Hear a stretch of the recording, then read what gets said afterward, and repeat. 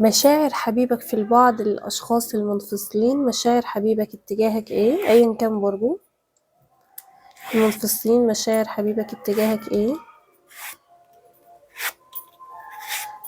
والله أنا شايفة إن مشاعر حبيبك اتجاهك، هو حبيبك شايف إن أنت جبت آخرك من أسلوبه البارد، وممكن هو بيتصرف بطريقة مستفزة في العلاقة وبيعصبك جدا، وأنت يعني هو شايف إن هو شايب لك شعرك وشايلك الهم يعني من كتر تصرفاته الغير مسؤولة في العلاقة. فالشخص ده شايف إن هو كان أحمق جدا في التصرفات، كان بيعمل كل حاجة تستفزك وتضايقك، كان بيتبارد عليك ويتدلع عليك جدا، لكنه دايما طول الوقت هو عارف إن أنت حد مميز، وإنه هو الحاجة الوحيدة اللي هو اختارها، ومنجذب جدا ليك.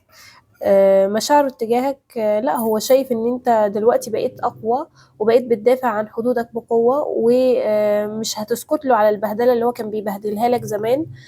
شايفة في طاقة عودة خلال 12 يوم من وقت سماعك للقراءة، أيا كان برجك. عندي برج القوس والأسد والحمل، عندي برضو الأسد تاني اداله القوس مرة تانية.